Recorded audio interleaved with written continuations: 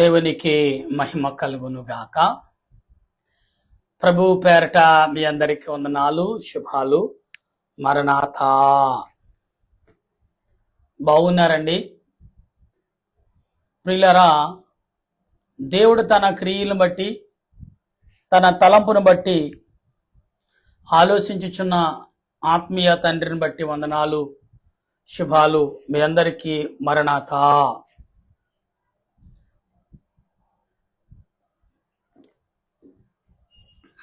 బాగున్నారండి? ఆత్మ తలంపుల వలన అనేకమైన విషయాల్లో దేవుడు మనకు తోడుగా ఉండి, ప్రయాణముల యందును, ఉద్యోగముల యందును, రాకపోకల యందును దేవుడు ఆధారాన్నిచ్చి, ఆత్మ నడిపించి, బలమునిచ్చి, శక్తినిచ్చి నడిపించుచున్న దేవదేవునికి కృతజ్ఞతాస్తుతులు చెల్లించు వారమై ఉండవలసిన వారమైనాం. ప్రియులరా, ఈ సమయంలో దేవుని వాక్యము నిమిత్తము ప్రార్థన చేద్దాం. ప్రార్థన. సర్వోన్నతుడా, సర్వాధికారివైన మా ప్రభువ, నీకు వందనాలు, స్తుతులు, స్తోత్రాలయ్యా. ఉదయ కాలము నుండి ఇప్పుడు వరకు మాకు తోడుగా ఉండి, ఆలోచన యందును, తలంపుల యందును, క్రియల యందును, నడక యందును, పడకని యందును, ప్రయాణమందును, రాకపోకల యందును, వ్యాపారముల యందును, మానవ కావలసిన చేయుచున్న పనులన్నిటిలో గొప్ప ప్రేమను, గొప్ప బలమును, సురక్షితను, బలమైన ఆదరణను అందించి నడిపించిన ప్రభువా, నీకు స్తోత్రాలు. ఈ సాయంకాల పూట మరొక పర్యాయం ప్రభువా, నీ పాదముల ఎదుట చేరి నిన్ను స్తుతిస్తుండగా, దేవా, మా స్తుతులు ఆలకించము. మా స్తుతులు అంగీకరించి నీ ఆత్మ చేత నింపి, నీ వాక్యము చేత బలపరిచి నడిపించమని, నీ దీవుని యావత్తు తోడుగా ఉంచి మహిమ పొందమని మా రక్షకుడును ప్రభువైన యేసుక్రీస్తు యొక్క దివ్యమైన నామమును అడిగి ప్రార్థన చేయుచున్నాను మా పరమ తండ్రి, ఆమేన్. మన తండ్రి అయిన దేవుని సన్నిధి సహాయము సదా తోడుగా ఉండి ఆయన రాకడకు సిద్ధపరచునుగాక, ఆమేన్. పబ్రందు ప్రియా దేవుని విశ్వాసులారా, దేవుని సంగమా, బాగున్నారా? మీ అందరూ బాగున్నారని తలంచుచు మన రక్షకుడును ప్రభువైన యేసుక్రీస్తు యొక్క దివ్యమైన నామమున మీ అందరికీ శుభాలు తెలియపరుస్తున్నాను. ప్రియులారా, ఈ ఉదయ కాలం నుండి ఇప్పటి వరకు అన్ని విషయాల్లో మీరు ముందుకు నడిచారని, అనేకమైన శోధల నుండి, బాధల నుండి, ఇబ్బందుల నుండి తప్పించుకొనిచు, అనేకమైన చింత చివుకు నుండి, కన్నీటి దుఃఖము నుండి తప్పించుకుని మరొక సాయంకాల పూట దేవుని సన్నిధిలో వాక్యముని చదువుటకు, దేవుని మాటలు వింటకు, ప్రార్థన చేయటకు ఇచ్చిన అవకాశాన్ని బట్టి దేవదేవునికి ఎంతగానో కృతజ్ఞతాస్తుతులు మనం చెల్లించేవారమై ఉన్నాం. ఎందుకంటే దినాలు చాలా చెడ్డగా ఉన్నాయి. ఏ రోజు కూడా మంచి రోజులుగా వినేటట్టు కనబడట్లేదు. ఎక్కడ చూసినా దుర్వార్తలే, దురతలంపులే, దురమైన భయంకరమైన మాటలు మరి చూడవలసి వస్తుంది, వినవలసి వస్తుంది. కనుక ఈరోజు సజీవులుగా మనం ఎంతగానో దేవుని పట్ల ఆదరణ కలిగి, విశ్వాసముతో, ఆత్మీయతో మనం నడిచి ఉన్నామని నమ్మి ఉండాలి. ఎందుకంటే ప్రభు సెలవిచ్చిన మాట ఆత్మ నడిపింపుగా ఉన్నది. గనుక రండి, ఈరోజు పాఠమును మనం ధ్యానం చేసుకుందాం. ఈ రోమా పత్రిక 6వ అధ్యాయము మనము 14వ వచనం నుండి చదువుతున్నప్పుడు దేవుడు మనతో మాట్లాడుచున్నాడు. మీరు కృపకే గాని ధర్మశాస్త్రముకు లోనైన వారు కాదు గనుక పాపం మీ మీద ప్రభుత్వము చేయదు. అంటే పాపం మీ మీద ప్రభుత్వము మా మీద ఏలుబడి చేస్తుంది కదా లోకంలో. అలాగే పాపం మీ మీద మీరు ఎప్పుడైతే పవిత్రంగా ఉండాలనుకుని ప్రవర్తించారో పాపం ఆలోచించుతుందంట. ఎందుకంటే మన మీద ఏలుబడి చేయటకు దానికి అధికారం ఉండదు, ఇంకా కోల్పోతుంది.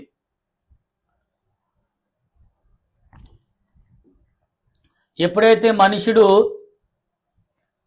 పాపమును కడుక్కోటకు, పాపమును తొలగించుకోవటానికి ప్రయత్నం చేస్తున్నాడో అప్పుడు సాతానుగాడు అనేకమైన విధములుగా శోధించటం మొదలు పెడతాడు. ఇవాళ ఏమంటున్నాడు, నీవు విశ్వాసము కలిగి ధర్మశాస్త్రానికి లోబడితే పాపము నీలో నుండి వెళ్ళిపోటకు ఉండనే ఉండదని లేఖనం ద్వారా వినిపించిన మాటలు వింటున్నాం. అయితే లేని అందుకు ఇగండి ఏమంటున్నాడు, కృపయే గాని ధర్మశాస్త్రమే గాని లోనగు వరము లో అంటే ధర్మశాస్త్రంకు కృపకే గాని ధర్మమే గాని లోబడిన వారముగా ఉండవలసిన వారమై ఉన్నాం. పాపమే కాక ఇక్కడ అంటున్నాడు, పాపమే కాక అది అన్నటికీ కూడా లోబడుటకు దేని నిమిత్తమును మీరు దేనిని అప్పగించరు, అంటే దేన్ని దాసునుగా మీరు అప్పగించుకుంటారో అది దేవుని దాసునుగానా పాపమనే గాని నీతి నిమిత్తమే గాని నీతి నిమిత్తమే గాని విధేయత నిమిత్తమే గాని దేవునికి లోబడుదరో దానికి దాసులవుదరని మీరు ఎరగరా? మీరు పాపమును దాసులై ఉండురు గాని ఏ ఉపదేశము క్రమమునకు అప్పగింపబడుతురో దానికి హృదయము పూర్వకముగా లోబడిన వారై పాపము నుండి విమోపించబడిన నీతికి దాసులైతిరి. ఇందుకు దేవునికి స్తోత్రము. మీ శరీర బలహీనతను బట్టి మనిషి రీతిగా మాట్లాడుచు ఏమనగా అక్రమం చేయుటకై అపవిత్రతకును అక్రమమునకును మీ అవయవాలను దాసులుగా ఏమన్నాడు చూడు, అక్రమముకును మీ అవయవాలు మన అవయవాలు మీ దాసునికి ఏ రీతిగా అప్పగించుతారు అంటే మనము మన అవయవాలతో పాపములు చేస్తున్నాం. చేతులు, కాళ్ళు, నోరు, కళ్ళు, ముక్కు, నవరేంద్రాలను పాపముతో నింపేస్తున్నాం అనేది ఈ లేఖన యొక్క సారాంశం. ఇక్కడ ఏమంటున్నాడు, మీ యొక్క అవయవాలను అలాగే పరిశుద్ధత కలుగుటకై ఇప్పుడు మీ అవయవాలను నీతికు దాసుకు, ఇక్కడేమన్నాడు, మీ అవయవాలు ఇప్పుడైనా నీతి కొరకు అప్పగించండి.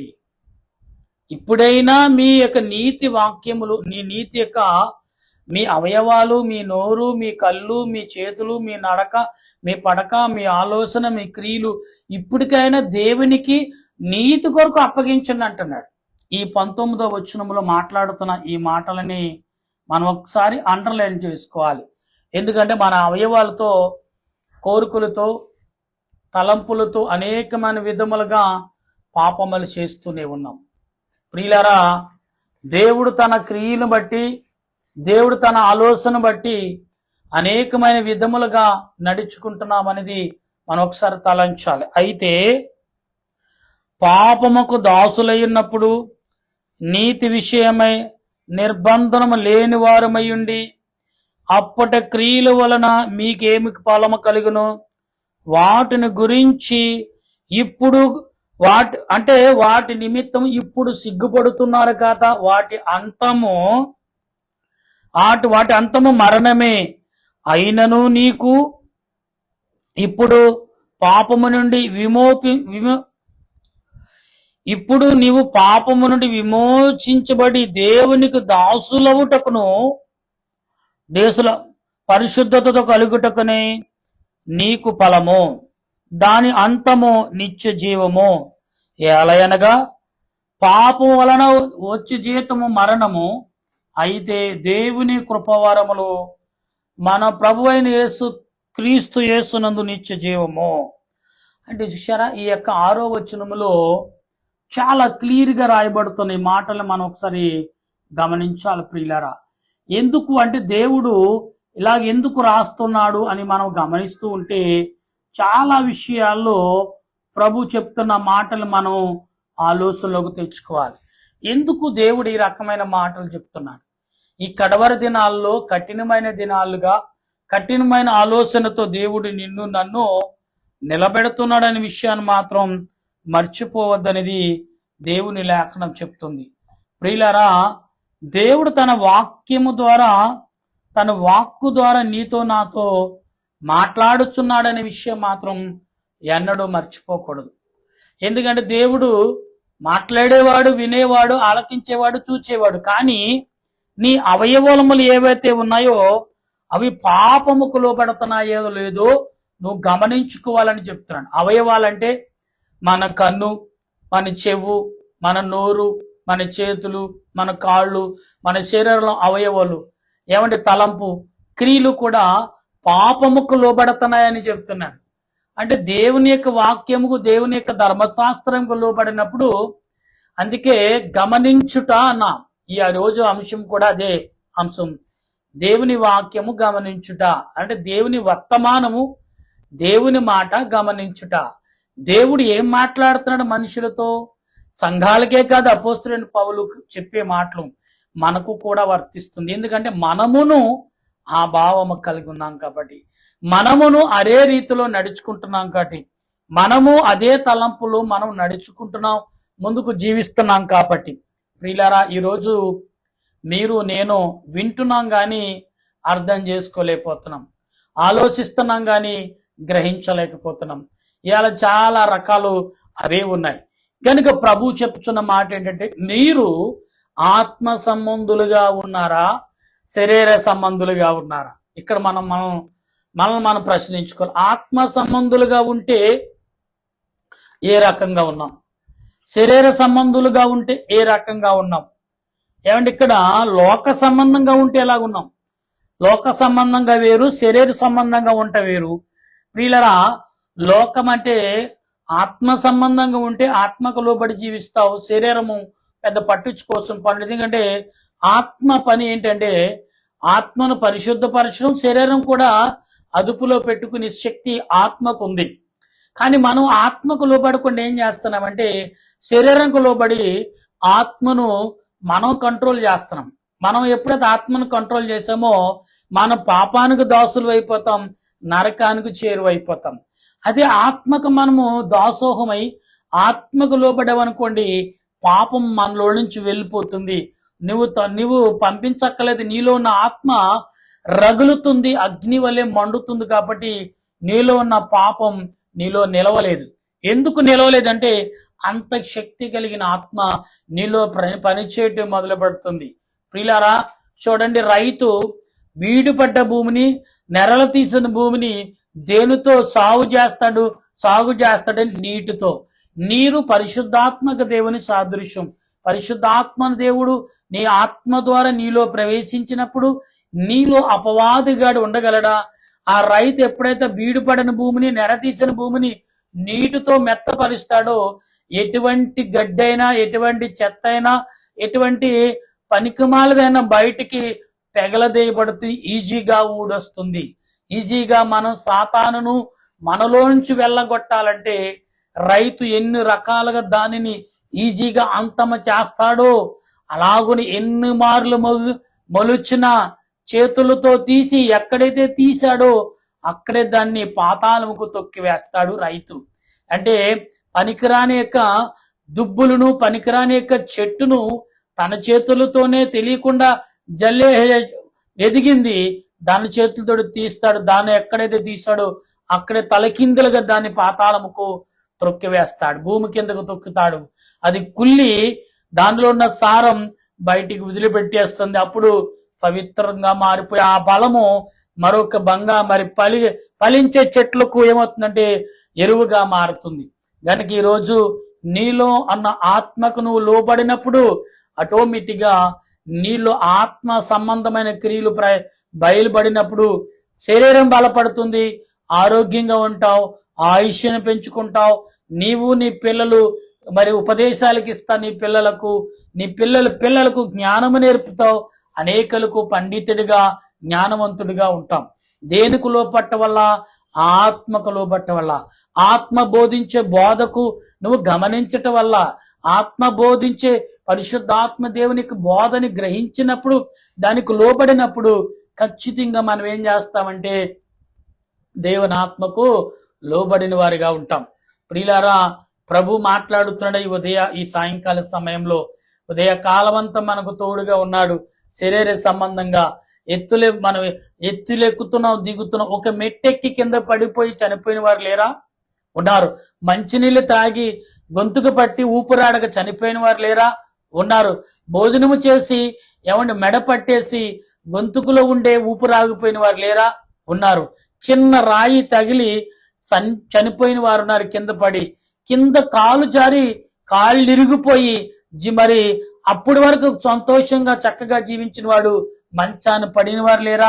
ఉన్నారు. ఇలా ఎన్నో ఉదాహరణలు మనుషులు మన మధ్యన ఉన్నారు. అయినా మనం వాటి దేనికి గురవకుండా సజీవులుగా బలముగా పనిచేసుకుంటున్నాం, ప్రయాణాలు చేసుకుంటున్నాం.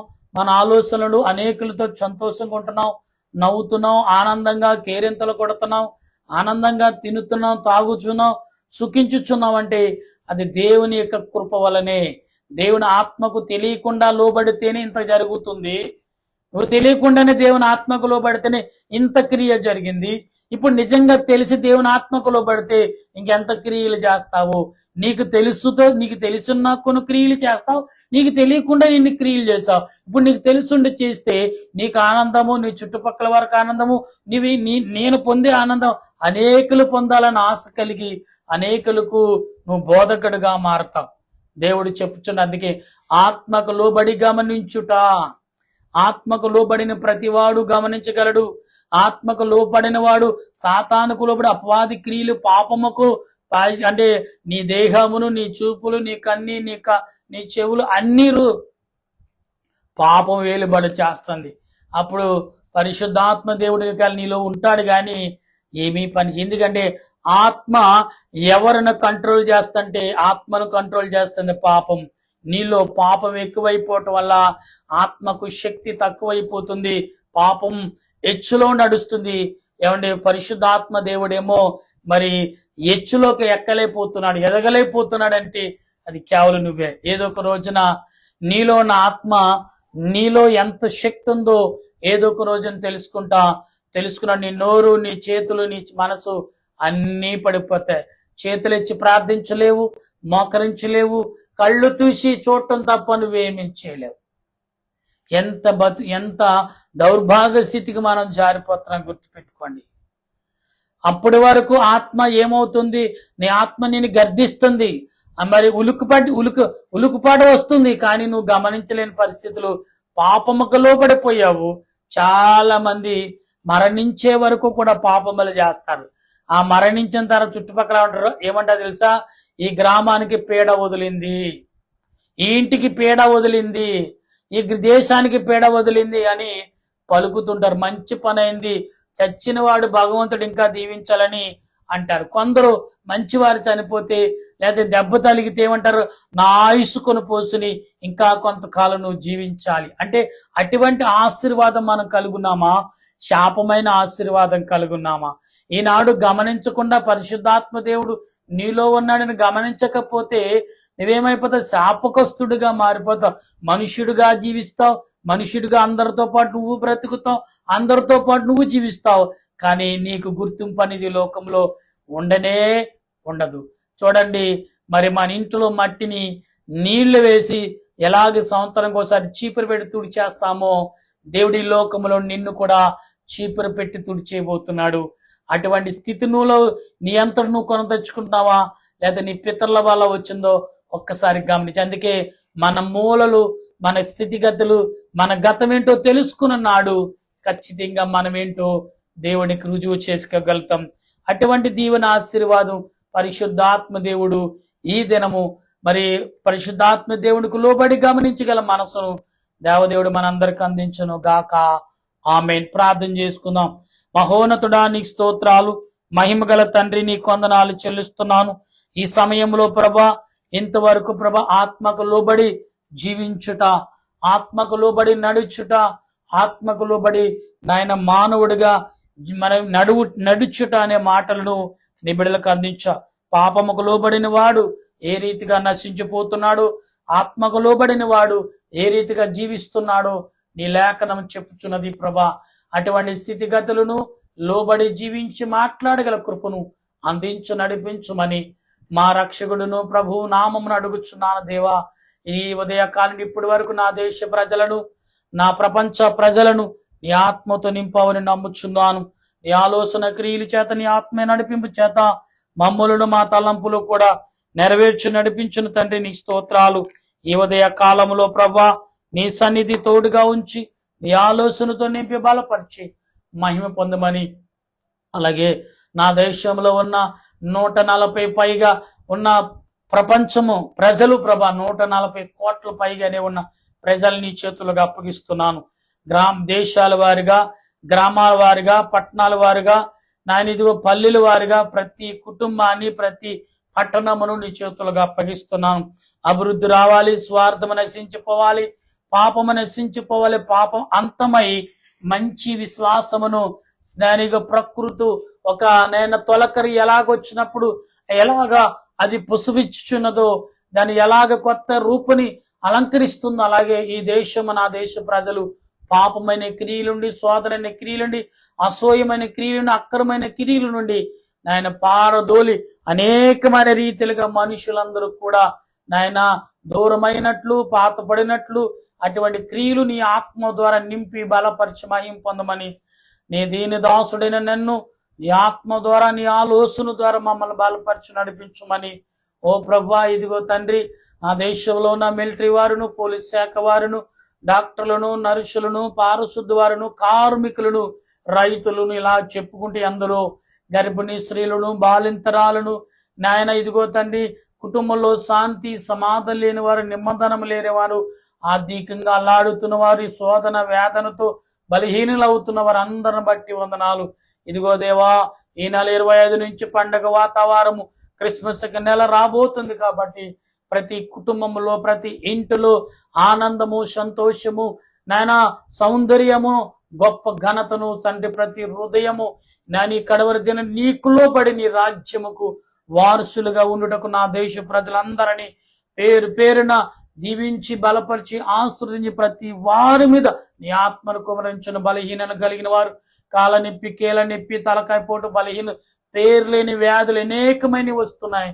ప్రతి వారిని ప్రభా కాపాడి దీవించి ఆశీర్వదించి నడిపించమని మా ప్రభువును రక్షకుడైన యేసుక్రీస్తు పరిశుద్ధమైన నామములో అడిగి ప్రార్థన చేయుచున్నాను మా పరమ తండ్రి, ఆమేన్. పరలోక మా పరమ తండ్రి నామను పరిశుద్ధపరచునగా, నీ రాజ్యం వచ్చునుగా, నీ చిత్తం పరలోకమందు నెరవేరినట్టు భూమి యందు నెరవేరిన గాక. మానవుడు దయచేయం మన ప్రార్థన చేసిన వారిని క్షమించిన ప్రకారం మా ప్రార్థనలు క్షమించు, శోధనకి తప్పించు, రాజ్యము, శక్తి, మహిమ నిరంతరం నామ తండ్రి, ఆమెన్. ఏసురత్మే జయం అపాదికం ప్రవేశ రత్మే జయం అపాదికం ప్రవేశ సంపూర్ణ విజయం అపాదికంత నాశం. హల్లెలూయా, హల్లెలూయా, హల్లెలూయా. స్తోత్రం, స్తోత్రం, స్తోత్రం. Amen, amen, amen. మన తండ్రి అయిన దేవుని ప్రేమ, త్రియేక దేవుని సన్నిధి, పరిశుద్ధాత్మ యొక్క జీవితం ఇప్పుడు ఎల్లప్పుడు సదా తోడుగా ఉండి ఆయన రాకడకు మనందరినీ సిద్ధపరచును గాక. Amen, amen, amen. మీ అందరికీ వందనాలు. మరణాతా.